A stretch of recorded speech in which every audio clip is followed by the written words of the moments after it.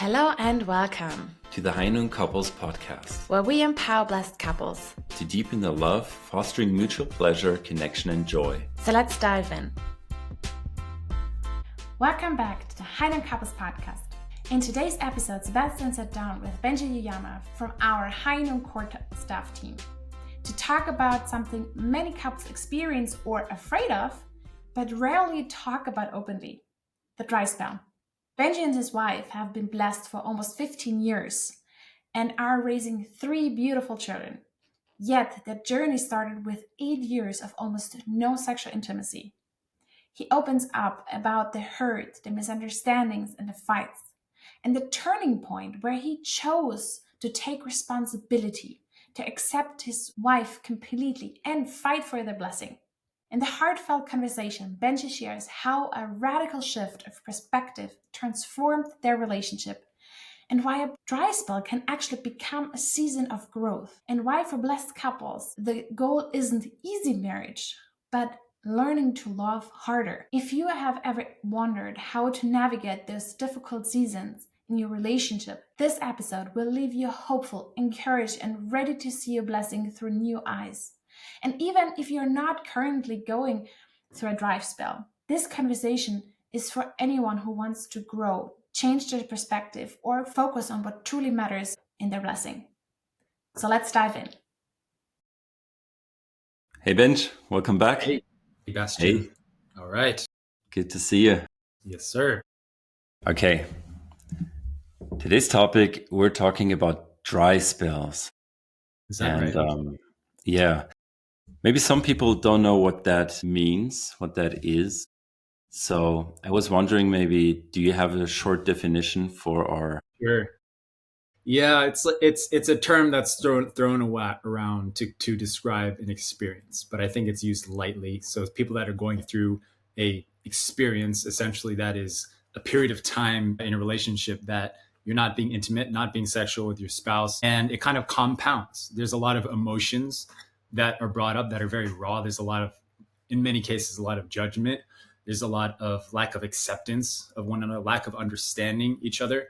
And so on top of just the lack of desire, usually on one end, but sometimes on both ends of men and women, there's a lot of emotions that come with it. And so that's kind of was my experience. And so dry spell, it's a good word to explain the situation, but it's also, I would say, like a sensationalized term that's used to explain something that's very, very complex and very emotional, very hard for a lot of people. Mm-hmm. Yeah, I can imagine. So Benjy, could you get us all up to speed? What was it like for you back in the day when you were experiencing a dry spell with your wife? Yeah, I'll just try to kind of speak to be helpful to people that are experiencing, lack of intimacy for years, and also for people that might be fearful of experiencing this in the future. I imagine like young couples that will anticipate there will be periods in your life that you're just not intimate, right, with your spouse for whatever reason. So I just want to be helpful. I don't want to be, crass or harsh on anyone. I just want to really have compassion for people going through that experience. So my experience was not expected. You don't plan for these types of things, right? You don't plan for the plagues of life to hit. But it was, well, I'll explain my situation. You can make, I'll just say and be honest, y'all can make whatever meaning out of it that you want. So my wife and I didn't start our family for the first 4 years, almost 4 years after we got married, right? After we received the blessing and committed to each other. And it was not planned to go that long without starting our sexual life, right? But we had reasons, deliberate reasons, but also non-deliberate reasons. And I would say most of the reason was just because like my wife didn't really want to start a family, right? And so that's really hard as a young dude who was young when I got married to, that was almost 15 years ago now when we got blessed. It's really hard to go through the expectations of saving myself for my wife and my purity and giving everything to this blessing and then kind of being hit with the reality that, oh, my wife is not that into me, that kind of thing.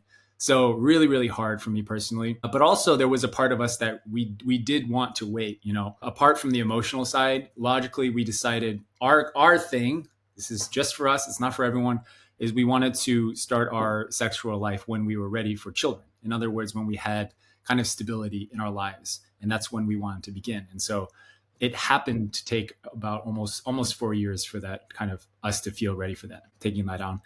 And so the next unexpected thing is that when we became pregnant, right, with our son, who is now 10 years old, Kojin, my wife, Hitoe, experienced a host of emotions due to hormonal changes. She had an ovarian cyst surgery during her first pregnancy. So it was like a cyst the size of your fist, like a baseball sized fist. And so she was very hormonal, very emotional, very scared at the time. But she had to perform that surgery. It was not cancerous. It was benign, thankfully. And so due to all that stuff and the postpartum, kind of dip in libido and hormonal raging, all that stuff, she wasn't very interested in sex, right? And so that period of our time, especially after our son was born, was by far the hardest time for our couple. It came with a lot of fighting. If I could describe the experience, it was just constant fighting and arguing. Because on my side, it was like, I really want to be intimate. I love you. I want to express our love together through sex. And on her side, she's like, I'm not interested. She wants to logically do it, but heartfully, she's just like, I just can't. I just don't want to do it, And so the fight was always like, but you don't understand me. And she was like, you don't understand me. And then it was like, I'm right and you're wrong. And she was like, I'm right and you're wrong. So it was just constant butting heads of egos, constantly. And that was the epitome of the lowest rock bottom of our marriage, is just fighting all the time. And so the crux of the issue, because I'm wiser now and we've managed through that. And I can honestly say, like, after that first 8 years, it was 8 years of the first 8 years of our marriage, we had sex less than 10 times in the first 8 years. Okay. And that's not a brag. It's also not an exaggeration. Like, you can ask my wife this. It's like, on two hands, you can count the amount of times we made love in the first 8 years of our marriage. And we had 2 children with those 8 times through some miraculous divine intervention, which is a blessing, such a blessing, right? And so the crux of the issue, if I look back on it now, honestly, it's because I've learned how to kind of manage my wife's sex drive and she's managed it more. It's like I would pursue her, right? And then she would not be interested. And how I responded to her not being interested was very like childish and sheepish. It's like, I'm hurt by you. Why would you like this, right? And so what happens to me is that I become afraid. I became afraid to approach her. And so I didn't pursue her much. And here's the thing, like, women want to be pursued and they will not admit that. Let me tell you that. A lot of them won't. Some will. Women want to be pursued. They want to be wanted. And so I would pursue her and then she would be uninterested and then I would back away. I'd be like, very like, you want to make love tonight? Like, okay, not like this kind of thing, right? And so I was afraid to initiate, actually. I became very afraid. And so that's what kind of spiraled this dry spell, periods of just not being intimate, because I would just not initiate because I'd be scared to. Or I would initiate, but it would be like once a month, every few months that I would try. And then I would immediately back off because I'd be afraid of getting hurt again, by her saying no, essentially. And so, and I know what people think. I know what the whole freaking society will say. It's like, oh, she needs to do this and wives need to, whatever. All BS. Because the only thing I can do is take responsibility for me. All right. That's all I can do. And so what I did was I took responsibility and I said, okay, maybe there's something that I'm doing wrong. Maybe there's something I'm not seeing. Maybe I'm not fully understanding her situation. Maybe I'm not understanding that there's a reason for her being hormonally imbalanced and her not being interested. Right. And so I started looking into that. I started talking to people. I started doing actual research into this, right? And it turns out, number one, I was being sheepish. I was not pursuing her, even though she wants to be pursued. She wants to be wanted. She wants to be fought for. Yeah. She doesn't want a man that's going to back down as soon as things get scary, a little bit scary. And over time, over that 8-year period, I finally learned what I was doing wrong.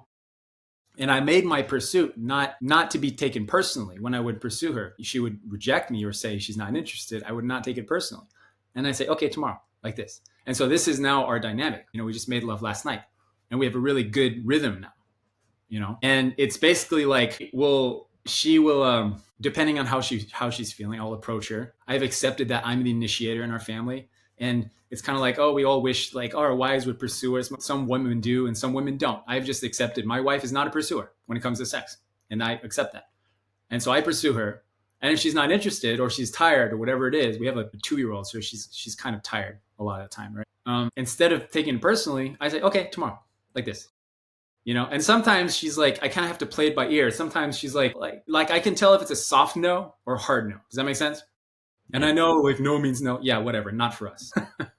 This is our joke in our family. To me, no means yes in our couple. All right, sure, cancel me, whatever. But she's like, no, I'm tired. I'm like, that means yes. And like, I'll pursue her more and she'll have a great time. It's a dance that we have to play with our couples. But if she's like, no, I'm tired or irritated, I know it's a hard no. I'm like, okay, I'll back off tomorrow. That's fine. I'm not going to take it personally. But if she's like, no, maybe, like this, it's like, she's fine. And I'll pursue her and I'll start touching her. She'll have a great experience. Here's the thing though. She always orgasms. We have a 10 out of 10 batting average. She always has a good experience every single time, right? She just doesn't have like the upbringing or cultural understanding or hormonal drive to like pursue and just like have sex all the time. And so our dance, again, this is our couple, is that I have learned over 15 years is that I have to pursue. I have to be the pursuer in this relationship. And if I don't, we're not going to have sex, period. I can sit in my hands and wait like, oh, I wish my wife would want me. And like, she's not like that. She's just not that kind of person. And I'm cool with it. I'm honestly cool with that fact because I value the fact that she is modest and I value the fact that her intimacy is not cheap. It's hard earned. And I've earned that intimacy. I've earned those moments and those times that we do get to make love. I've earned that. And so it's not cheap. It's not something she just throws away to me easily, easy peasy, just to make me feel better. And I know that when we are intimate, she really means it and she wants to be intimate with me. And so that's the dynamic we have. And so the learning lesson, the story arc is that it was always my responsibility from the beginning. It was always me. And so I can keep going, Sebastian, but if you want to like interject here. Yeah. So what I heard was you had to take responsibility for that situation, for your marriage. And you decided from one day to another? Was it a process? Like you decided at one point you have to check on your side. What can you do to save your marriage, to get what you want? Can you elaborate on what that process looked like from feeling separate to her to then say, we are a couple, we're just going through a struggle, but we're doing that together? Yeah. So I can explain this in, I think, probably the most helpful way to people is that the entire premise of my relationship is based in absolute commitment to this blessing, to this woman, to this marriage. It's like from day one, I was like, absolutely whatever happens, I will grow through this experience. Because I knew fundamentally that that's the whole point of marriage. That's the whole point is that it's not that struggle is required in marriage. That's, I think, the misunderstanding is that you have to struggle. Struggle only is an opportunity for us to learn how to love harder. It's through hard times that we learn how to love harder. And so because I have that commitment, it's like everything after that, my mindset at the time, my shift, Sebastian, was like, I have to accept everything about her because there's no other way. Or I can struggle. My ego can be inflated and be like, I'm right and you're wrong. We just fight our entire lives, which many couples do. We can either fight our entire lives in lack of understanding, lack of acceptance, or I can radically 100% accept everything about her from now. And so I might as well do that now instead of wait years to accept her, because I'll have to accept her eventually. This is what I often tell couples that are struggling, right? It's like, oh, we're struggling. Like, good. Guess what? You can accept her now, everything she is, or you're going to have to accept her when she's on her deathbed or you're dying. Think about it. Someone's dying. You're not going to be like, oh, I wish you had more sex with me. I wish you would wear different clothes when you died. I wish you would put you're not going to care.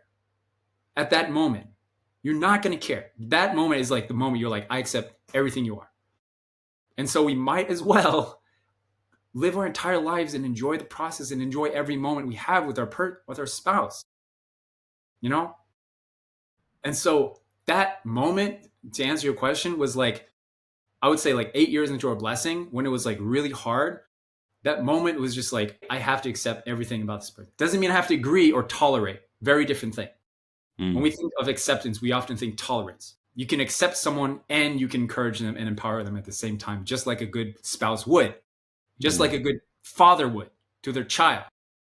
It's like, I don't tolerate your misbehavior. I accept and love you unconditionally, but at the same time, I will encourage you to change and grow. That's love. That's unconditional love. That's the beauty of like a mother and father to a child. It's like acceptance and absolute encouragement and belief in somebody. And so that point was like, I have to completely accept. I have to just throw away my ego, because it's the ego. It's the ego that me and my wife were fighting about. It was ego. It's like, I'm right, you're wrong. What is that? Is that about your spouse to say I'm right and you're wrong? Is it about them? No. Who's the focal point of that conversation? It's me. Look what you're doing to me. Look how unhappy I am. I'm right and you're wrong. You need to change. What's more important, being right or being happy? Mm-hmm. And so the thing I did, like the actual thing I did was, first of all, I talked to someone. It was actually Crescentia Degoti, God bless her. She was my able figure, my central figure, my supervisor at the time. And we were like struggling. This was really deep into our blessing. We were struggling with intimacy. Hadn't been intimate for a while. We were raising these children, babies at the time, right? And so she that's took like around 8 years into your blessing? Yeah, that was about the turning point, right? So she took me to out to lunch one time. And she just asked me, how's life? How are you? How's your blessing? And people that do this type of work, like education, we rarely get asked that question, honestly. Like, how are you? How's your blessing? You know what I'm saying? And so she asked me that, and I was like, you know, she's such a close sister. She's an older sister to me. I know she's happily blessed. So I felt like, you know, I'll just share everything. Yeah, we're really struggling. I told her, it's like, we're really struggling. And here's the thing. When I had somebody who was wise, who was ahead of me, who had nothing to receive from me, but only wanted to give love to me, when I was in that kind of conversation, living that high noon, no shadows conversation with her, I could see myself more clearly. And so as I was speaking the words out loud, I was saying like, yeah, we're not intimate. And every time that I get rejected by my wife, I feel offended and I feel angry and we start fighting. And as I was saying it, I was like, oh my gosh, like I'm the problem. Like I can change something. Of course, we both can change, right? Obviously. But I'm not like, if I change what I can about me, there's a really good chance my wife will change too. Yeah. And so that was the impetus for change, is having that conversation, which is what we practice in High Noon, is like, you have the honest conversation, you be courageous enough to be open with somebody that's going to give you grace, right? And it's going to keep you accountable to your integrity. That's the 5 virtues of High Noon in practice. And so she listened to me and I saw myself more clearly. I was like, oh, I'm the problem. And so what did we do? What did I do? I started talking to more people. So I reached out to Andrew Love at the time. I reached out to Uncle Dave to have these conversations, which I'd never done before. So I've been struggling in silence for years, which is crazy to think about. I've been struggling for silence, thinking that this is fine, this is great, we're going to be okay. But I was not okay. I was just angry, right? I was angry at my wife. My wife was angry at me because she didn't understand me. It was just constant like bickering and fighting. And as soon as I reached out to people, it's like, you know, like when you have give and take with someone, things start moving, you start getting ideas. People have had this experience, I'm sure, where you don't know between option A or option B, and you're just like, I don't know which one to do. And as soon as you talk to somebody, like a parent, right, you're like, oh, I know what to do now. It just clarifies stuff when you have that give and take.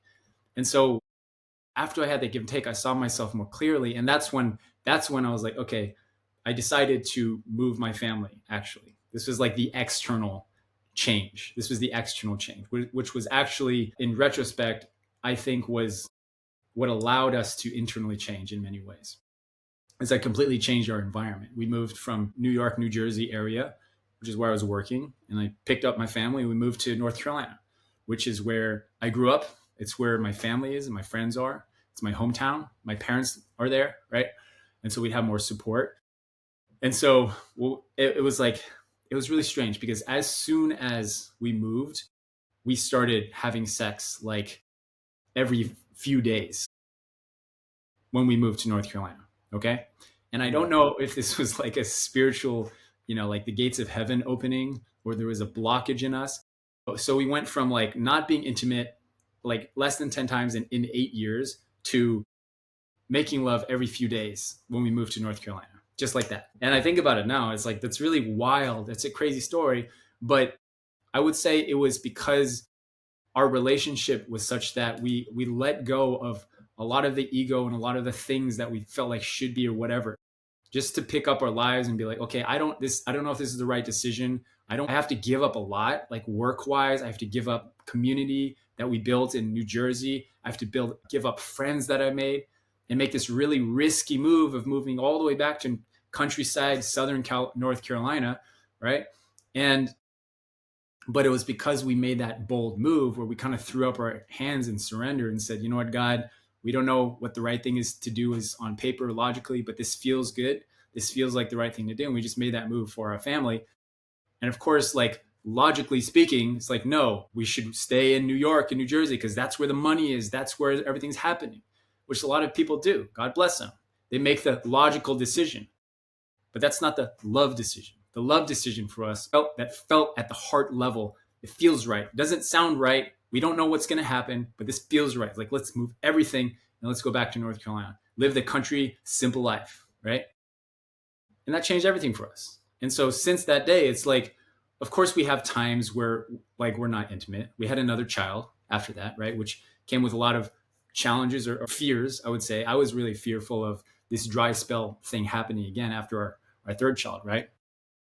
But I would say it didn't happen because fundamentally we developed the trust and acceptance that was required. Yeah. And so when I say acceptance, that's what I'm talking about, that absolute 100% acceptance of everything that this person is and isn't at this time in their lives. And because like we developed that, I can honestly say like my wife and I, we don't fight anymore. We don't fight about anything. We disagree. Yeah, for sure. But it never escalates into heated, rage-filled fighting. It's always like you're different from me. That's funny. And then we kind of laugh it off. And it's like, it's part like boastful, tooting my own horn, but also part absolute testament to what the blessing is that from the beginning, we only exist in this paradigm, my wife and I, because we are 100% committed to the blessing in eternity and this just commitment of absolutely no matter what, we're going to love each other harder every day because that is what it takes to become God to each other and to become God of masculine and feminine for our children and for people around us. That is what it takes. And so it completely shifts the paradigm of traditional marriage and dating, which is if we're not happy, then this is failing. If we're struggling, then we're failing. That's traditional thinking, right? If we're fighting, we don't have a good relationship. But it flips on its head when we talk about the blessing, because to me and my wife, it's like, if we're struggling, that just means we have more opportunity to love harder. That's it. We have greater chances of growth on the other side of this. And it's been proven over and over again. I would say like our sex life is the biggest point of constraint and friction in our relationship that we overcame. And so I'm so certain that there is nothing a couple can't go through and grow through if they're committed to absolutely resembling God's heart and love for each other. Like there's nothing. Everyone's like, oh, this is a big question I get a lot, Sebastian. All right. At workshops. I was just at a workshop and we did a Q&A with like 100 something young people. And the question multiple times came up, what would be something that happens in a blessing that would be reasonable to break the blessing, right? To divorce. And I understand the question, but I hate it with all my soul. Why? Because it's looking for an out. It's looking for a back way, a reason to justify breaking a relationship when you've already made it a commitment to eternity in front of God, in front of the blessing and true parents. You've already made that commitment and you're looking for an out and say, well, if this happens, if he does this, if she's like that, then it's okay to break the blessing. BS. There is no single behavior or action or affliction that automatically qualifies someone to break a commitment such as the blessing. Nothing. How do I know that? Because you made the commitment, and because there's something called grace. There's something called love. There's something called the willingness to grow. And so you could have the absolute worst afflictions, which we have seen in Hainan, which I have seen in my life. I worked in the blessing department, my friends, for years. I've sat in rooms with blessed couples who are going through affairs, who are going through addiction, who are going through abuse, physical and sexual, right? But why was I sitting with them? Because both of them were committed to growing. We're committed to, yes, we made mistakes, but we're willing to work through them, to give love to each other, and at the end of the day, grow through it. That's what they were holding on to. And the crazy thing is they built the best relationship they ever could have, and they're happier than they ever were before. How is that possible? Because their priority was not how do we be happy? Their priority was how do we experience God's love the most in a relationship? And if that's your priority, is to throw away everything that is of secular marriage and traditional worlds and anything we've been doing for the last thousands of years, and think, okay, my friends, we're living in a different era now where we can experience love and happiness and God at the same time. We don't have to sacrifice anything to experience that. Anyways, thank you for listening, Sebastian. I want to know what you think, but I'm just talking. There was so much value in that. A question came to mind while you were speaking the last 5 minutes. When someone feels, okay, it's really hard to feel God's love. It's really hard to go beyond my ego needs, beyond my own concepts. So let's say someone is struggling in their blessing. And let's say they understand at least that they have to fight for it and that there isn't always going to be a nice, good time and easy, rosy experiences. What is a very important or a very valuable way to think of that struggle, and what would help them? Let me rephrase it. Okay. What would be, in your eyes, a valid way to view a challenging situation? Let's say you're in a dry spell since a few months. You're afraid that it could last for a very long time. Maybe you are already at your limit for what you can handle.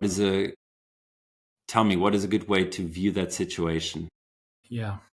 Well, first of all, Sebastian, I want to acknowledge that I think you have a lot of great insight as well. I'm just talking a lot because I'm never a guest on a podcast. I'm always hosting. And so I'm trying to be a good guest because I know what it's like to host. And so I'm trying to be a good guest and just provide a lot of everything, But I also want to acknowledge that this is not how I normally have conversations where I'm just talking at people. Yeah, I know, Benj. You get me. Yeah. Sebastian and I were sitting lakeside in Prague just a few weeks ago, right?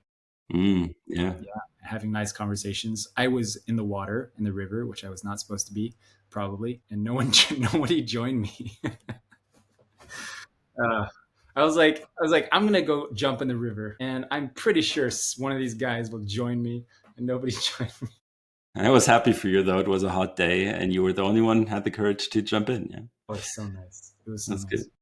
Yeah. So to answer your question, I want to bring up. I believe that there's something that True Father has said that really shifted everything for me, and it was actually the time. It was about between 4 and 5 years into our blessing, and it was like one of the really hard times. My wife was pregnant. That was when we were dealing with the whole like ovarian issues in her health.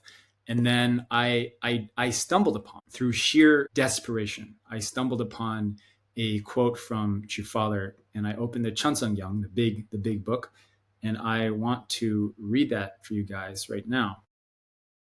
And then I'll kind of digest what I interpreted from it.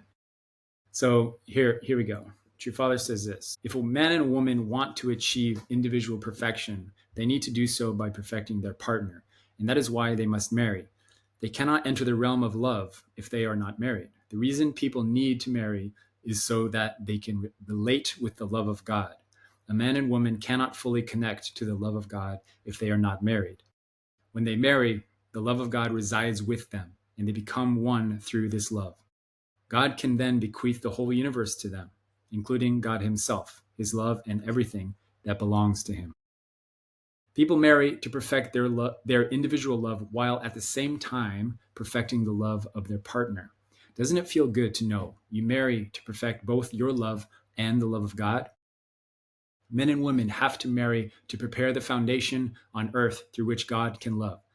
The love of God cannot reside there until a man and woman unite together based on the foundation of love. In the final analysis, people marry for the sake of God's love. That is, to possess the love of God. So when I read this, the things that really stood out to me was men and women have to marry to prepare the foundation on earth through which God can love. Yeah, the love of God cannot reside there until a man and woman unite together based on the foundation of love. Doesn't it feel good to know you marry to perfect both your love and the love of God?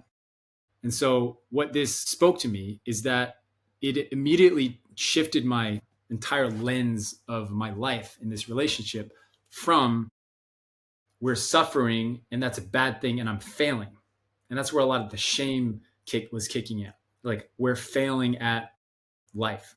I'm failing as a husband because my wife's not happy. I'm failing because we're fighting all the time. And it shifted it to, and that's okay.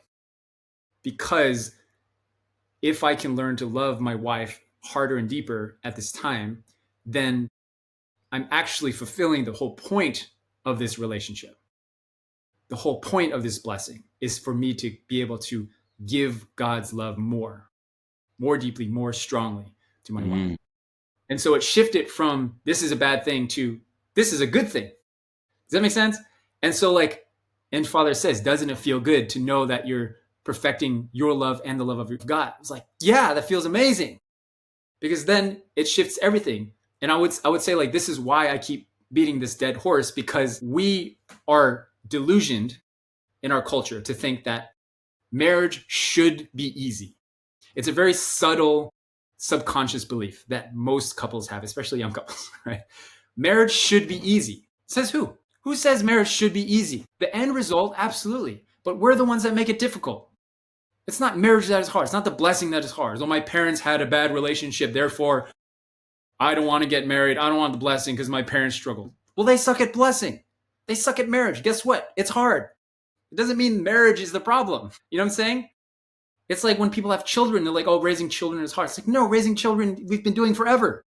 Children are easy. We make it hard because of our own insecurities and our own shortcomings and our own voices in our head. We make parenting hard because we get angry at our kids. Kids are children. They're selfish. They're supposed to be selfish. That's what they do. Marriage is marriage. It's just marriage. It's just people coming together. But we make it hard. And so my paradigm shift was completely shifted on its head, because now it's like, well, that's okay. Because this is the hard time that is required in order for us to learn how to love harder. It's an opportunity instead of a problem. And that's where most couples give up. Right there. That's it. It's like, this is too hard. I didn't sign up for this. That's the first thought. I didn't sign up for this. Yeah, you did. If you're getting blessed, that's what I'm saying. Our entire thinking is different. If you want a happy life, then don't marry somebody that's different from you. Marry someone that's exactly the freaking same as you. Don't have children. Go live in a camper van with your dog or two dogs and travel the world vlogging about how amazing your life is and put it on Instagram. If that's your priority is happiness, go do that, which a lot of people do. But if your priority is God, experiencing love, lineage, making an impact, helping people, experiencing life to its absolute divine fullest, then the path is clear. The path is absolute commitment to my spouse and absolute acceptance. That's the path we're choosing. And so, yeah, you did sign up for this. We didn't sign up for it. It's so hard. I know, I had those voices start coming when we were living in Japan. My wife is pregnant, not having sex with my wife. She's angry at me all the time when she's pregnant, by the way.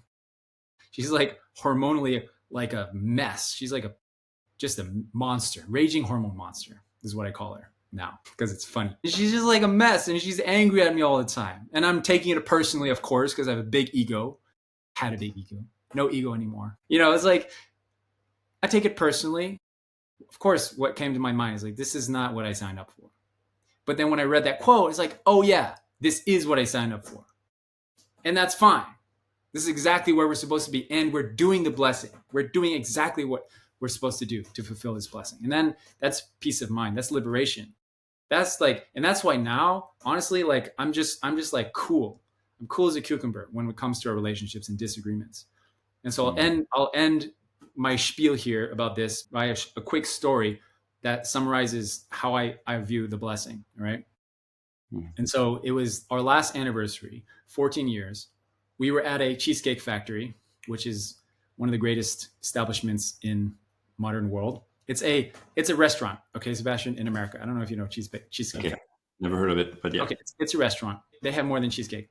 And so we do this thing on our anniversary where we do appreciations for one another. And it has to be the exact amount of points for our year. So 14 years means 14 appreciations for each other.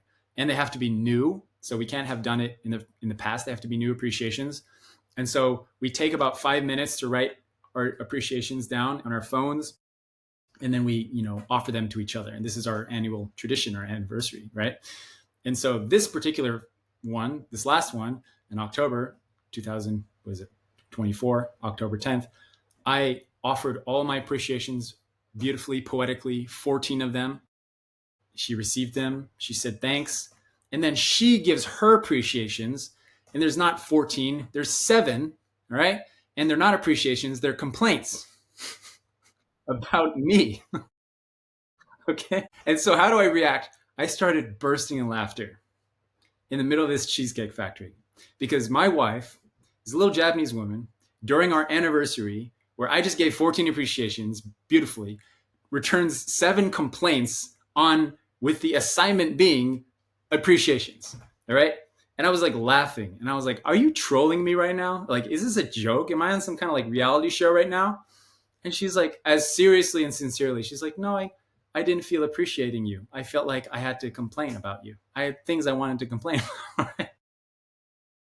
And I was laughing because maybe like 10 years ago, this stuff would have destroyed me, my confidence.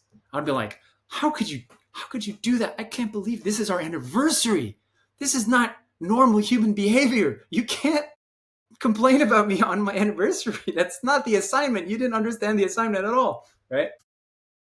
And so, but why was I bursting in laughter? Because it immediately to me was funny. Like, this is the blessing to me, is that you can, because of the absolute commitment for eternity, like this stuff is just funny because I just accept like this is who you are. You're so weird and quirky and not from this universe that you think it's acceptable to give 7 complaints on your anniversary to your husband after you clearly were supposed to give compliments, right? And that's the beauty. And I think we all have those weird quirks in our relationships and our marriages that we can either say like, oh, I hate this about you, or you can absolutely just be like, that's the most beautiful thing in the world. And it's amazing that you're like that, And so now every single thing I hated about my wife, I love about her. That's the single thing I love about her. Every single one. The fact that she doesn't like to touch me, the fact that she never initiates sex, the fact that she never appreciates or compliments me ever. She said, thank you once I remember in our entire blessing. I know that's crazy to say, but all those things, I can honestly turn around and say that they are the single thing I appreciate about her the most. How? She doesn't touch me.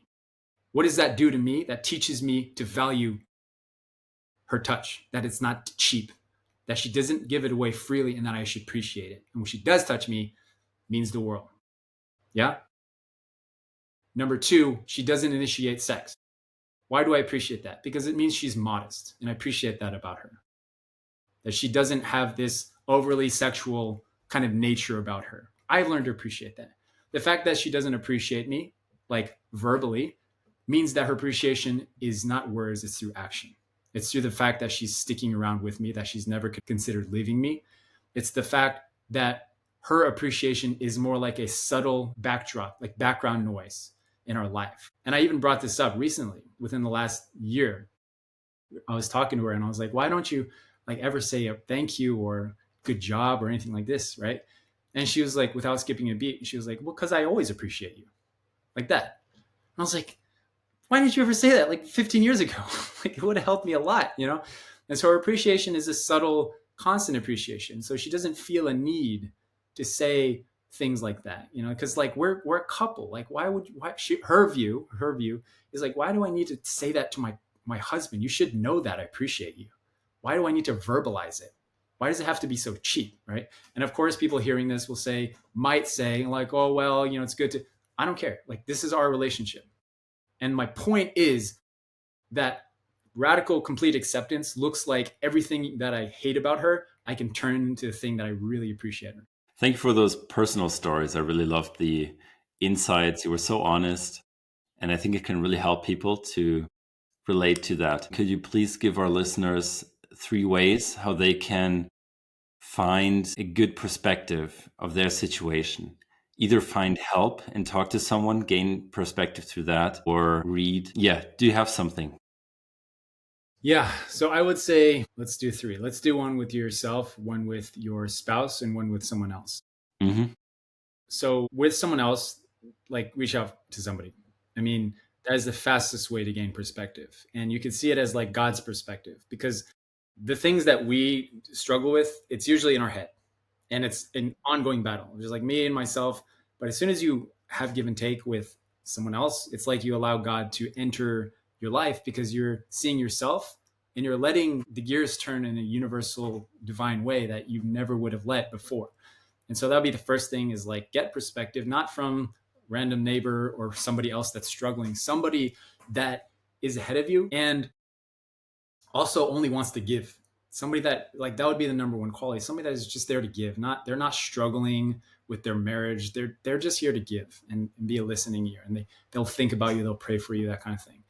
So are you saying essential figure, or are you saying... It doesn't have to be essential figure, because essential figure kind of implies that it's like very one directional and there's only like a few people. But I think we have way more people in our lives than we think. You know what I'm saying? It widens the pool of people, as if we just think of it in terms of, who is somebody that's ahead of me that can give perspective, that is not struggling, like is not drowning, and has, has a boat that I can jump onto and save this dry spell out, right? And then with yourself, I think that's a really important one. I really believe that it's like, if you're able to go through a dry spell without a lot of emotional, like negative emotions in the relationships, like anger and frustration, then that's great. Like, that's beautiful. And it's just time before you guys get back on the saddle and keep on riding each other. It's just a matter of time. But if you're in a situation where there's a lot of heated emotions, or like contempt, negativity, whether it's verbalized or just in your head, sometimes couples are very negative towards their spouse only in their head, but they don't say it out loud. In those situations, a lot of introspection is very helpful. And I think there's a lot of ego that's involved, where we feel like I'm right and you're wrong. This constant battle of like, I'm right and I know I'm right. I know I'm right. I know, guys, like, I said that so many times to my wife. It's like, but I'm right. Like, you need to be more intimate. Like, I'm definitely right. Like, objectively right, but that's just ego. That's just trying to be right. And so I would say, really evaluate that, because you can't love somebody with an ego. You can't. Love begins when your ego dies. Absolute acceptance of someone ends when your ego dies. When you just say, you know what, I've committed to this for eternity. I might as well just enjoy it. That's how I view it. I might as well just enjoy every moment with this person, even though it's really hard. It doesn't have to be hard. And so my point is, like, the dry spell itself is a external result. It's like a thing. It's a situation that doesn't have to be like emotionally tormenting. It doesn't have to be. It could just be a part of your relationship at this point. But we're the ones that make it difficult. We're the ones that put a lot of meaning, and it should be this way and all this stuff, where it could just be part of life unfolding right now. It's just your story at this point, And so that's like the self-reflection stuff. If you want an action step, I really recommend journaling actually to yourself. This is something that anybody can do. Like, some people are into meditations. Not everybody can meditate well, but this is something everyone can do, is journal to yourself. So write a letter to your past self. I recommend this to people. It's really intense. It's super healing. Write a letter to your past self, and then write a letter back to your current self from your past self, especially a time where you are really struggling in life. However age you are, when you're really struggling the most, write a letter to that person, and then write a letter back to yourself. And then the second part of this activity is to write a letter to your future self, the version of you that has been through everything, that has succeeded and has everything that you desire and you know God is preparing for you in your life. Write a letter to that version of you, and then write a letter back from your future self. It might be a 7-year-old, 80-year-old, 90-year-old version of you. Write a letter back from that future self to your current self. And a lot of the things that you'll receive in those letters and give in those letters are a lot of wisdom from God, because that's usually how God sees you. That's usually the God in us that we tend to ignore and squash down because we have all these feelings and voices of something else that is not of God. So that'd be the recommendation if you're trying to like connect with yourself and let go of your own insecurities and egos and fears. And then the third thing I would say is more relational. I mean, honestly, if you do the first two things, there's a lot that will unfold in your relationship naturally. But I would say actually that if you're really butting heads a lot and fighting a lot, then likely, how do I say this tactfully? Likely you're in a situation where you're two empty people that are trying to receive love from each other. And I think everyone knows what that feels like. You're trying to receive love from each other and you have no love to give. And so it's like having two zombies trying to eat each other. That's the analogy that I've invented. Or Beautiful. two vampires trying to suck the blood out of each other. It's like there's nothing you can give because you can't pour from an empty cup, right? And so that's why a lot of the conflict is happening, is because both of you are trying to receive and you don't really have to give. You don't have much to give. You don't have any substance to give, like love. And I'm not saying that you should ignore each other. All I'm saying is that you need outside sources of support and love and grace. And then you bring those into your relationship, and then you can love each other and heal together. This is like what couples struggle the most with. Almost like 9 times out of 10, this is the struggle that I see in couples that like come to me, is that they're only two people that are trying to love each other and they're trying to receive love from each other. And it doesn't work because they're both running on empty. They're just busy. Maybe there's some kids involved and they're just suffering. But as soon as you have the man find brothers, men to engage with, and the woman to find women, which is how we've always done things historically, by the way, and then you can just be a man and women can be a woman unapologetically, do all the women things, and men can do all the men things, right? Fight, wrestle, hunt, I don't know, whatever, talk, go camping. Women can do all their things, talk, cry, hunt, wrestle, whatever women do, I don't know. And then you come back home and guess what? You have two full people that don't need anything from each other, that are not dependent. You're interdependent. You can just love and give to each other without this desire to, and just do that. Like do that once. It's like go out with brothers, men, and then women, go out with women or one woman. It doesn't have to be like a group because a lot of people don't have groups of people they can hang out with, right? Go with one woman and have a good time, like deep time. Men go out with one dude and then come back together. Guess what happens? You guys will feel full. You guys will have great, maybe sex. I don't know. Can't guarantee that. But you'll have something there because you won't be trying to just be two zombies eating each other at that point. So we have needs as people, and those needs have to be fulfilled. And those are social needs are very important, of course, and we can get them outside of our blessing. And we also need that, right? Often when we talk about blessing and things in the blessing, we try to solve it within the blessing with the people we have the blessing with. But you're saying you can get help from outside, and you also need friendships and just spend time with people outside of your blessing. And then you gain a very different perspective and you have a very different level of heart and love you can give back to your spouse, right? So that will solve problems already. Yeah. I'm wondering, where does that part of changing your environment fit in for young couples? Changing environment? Yeah, for you with like after 8 years, you decided to change your environment and that really helped. Yeah. How would that help someone? I want to say it wasn't the environment itself. It was the shift in priorities because I was like hard charging, work minded. I was biking to work every day. I was super into cycling. I was really into ministry and changing the world, and all this is really like just full of it. And the shift of priority was just like, okay, well, let's surrender and say maybe a simple life is what we need.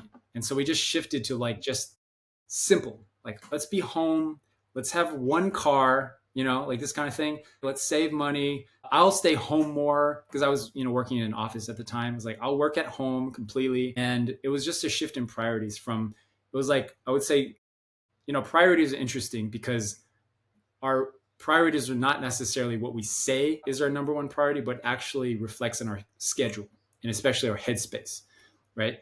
And so a lot of husbands or spouses or parents will say, yeah, my number one priority is my marriage. My number one priority is my children. But then you look at their schedule and it's just busy. Or you look in their head and it's just distracted. Or you look in their phone and it's just a lot of scrolling. And so what's their number one priority? Honestly, I'm going to have to say not marriage and not their kids, just being real. And so we currency of our priority is where we place our time and our attention. It's not what we wish or is our priority, right? And so my priority was when I was like working full time in New York City, my priority was, I want to say it was like enjoyment. It was like enjoying life was my priority and making an impact. Of course, I love my family. Of course. Who doesn't? Of course, love my marriage. But in terms of what I thought about all the time, it was like, how can I make a difference? How can I really love investing. And so my mind was really about like finances and that kind of stuff, investments.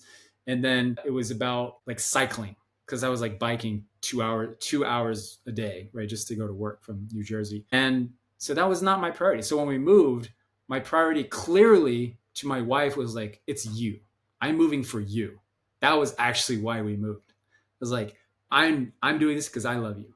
And she needed that absolute affirmation, but I did it for her in my shift in my priority to let's like stay home and just focus on creating a happy family and being a family. And that's okay. And I will just trust that my mission and changing the world will come in some form. I don't know how or when, but if I really invest in my family, my blessing, and make that my number one priority that consumes my headspace, then everything else will kind of work out. And I think that's the biggest shift. Thanks for asking. I didn't really think about that until now. Because if you ask me now, like, what do I think about most? I would say number one, it's how am I parenting? It's like, how am I showing up for my kids? That's what I think about more than anything. Even when I'm traveling, we went on the Hainan World Tour. I was thinking constantly about, am I doing this with the right heart? Are my children benefiting from this work? And how am I showing up for my family? Are they okay? Are they happy? Are they thriving? That's what I think about most.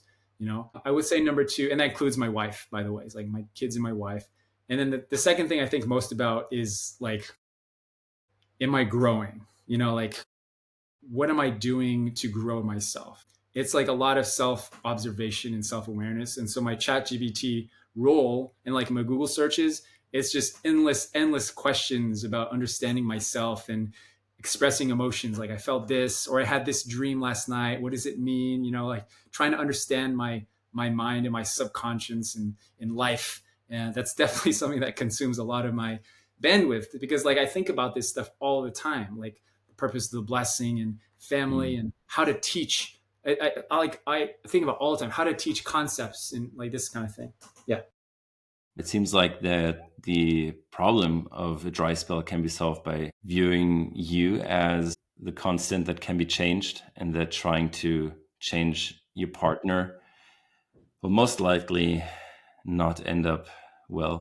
Yeah, it's a really valid question. What do you think? From what you've shared, it seemed like it was a very effective way of getting a fresh perspective that was necessary in order to have a happy, fulfilled blessing that will continue on to eternity.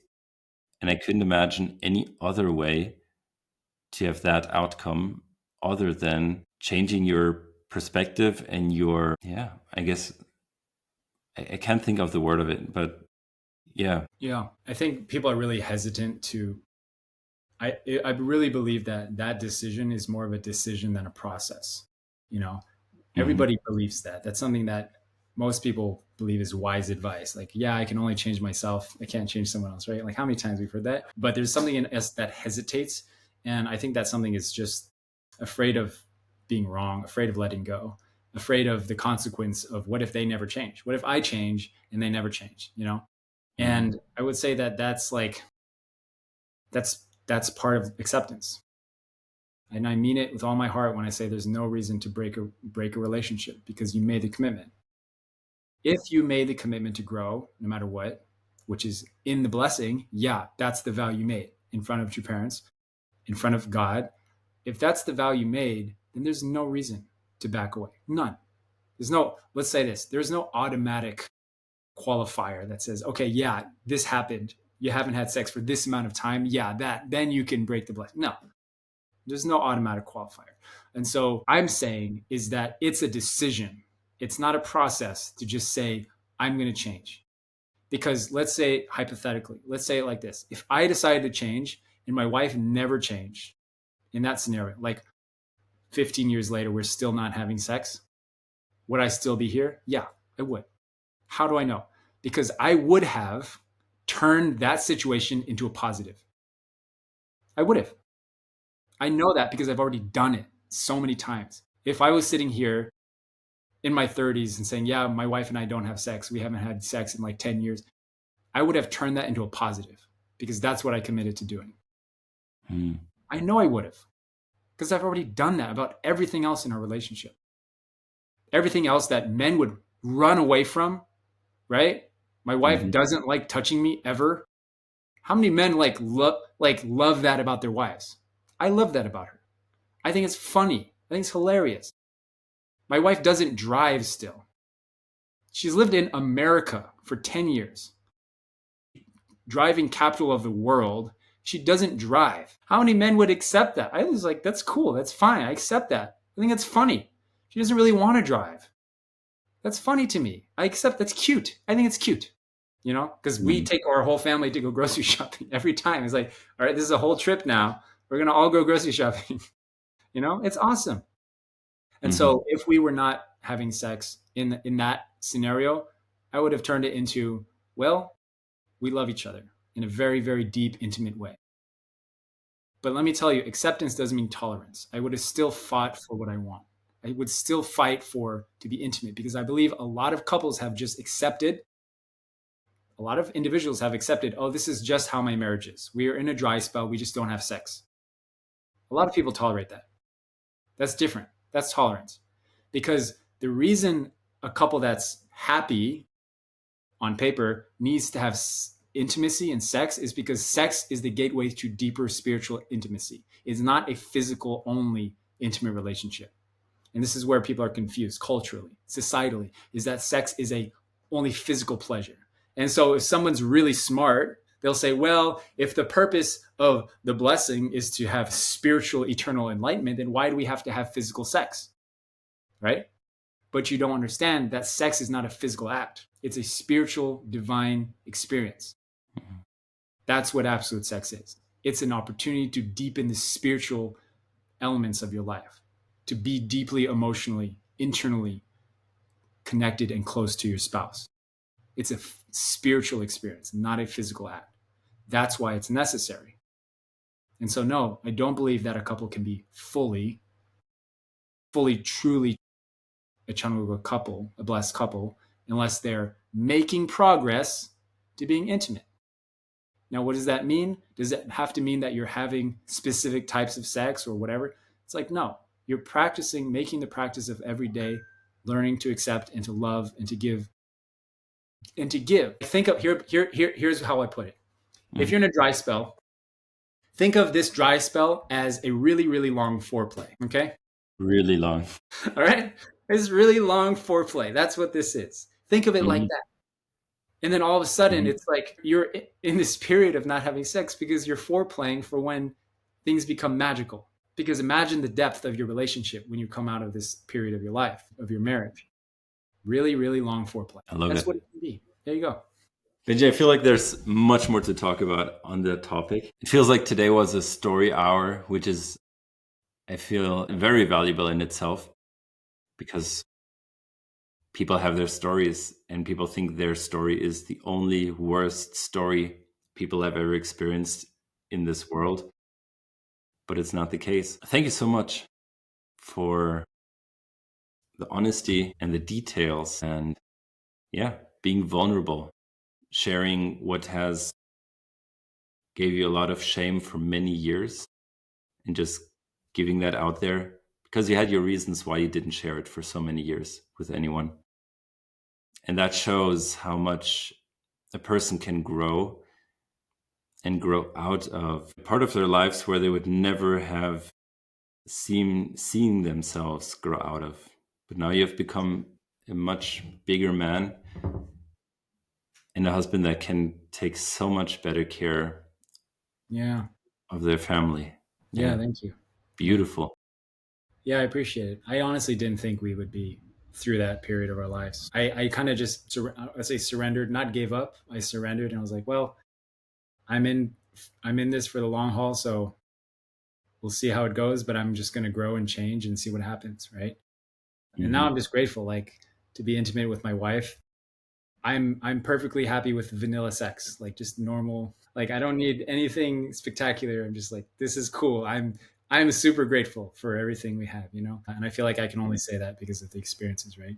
Sebastian, did you have any personal like insights or experiences that came up for you that you want to share from your blessing? I remember definitely during the first half year of our marriage or of our blessing, that was 5 years ago now.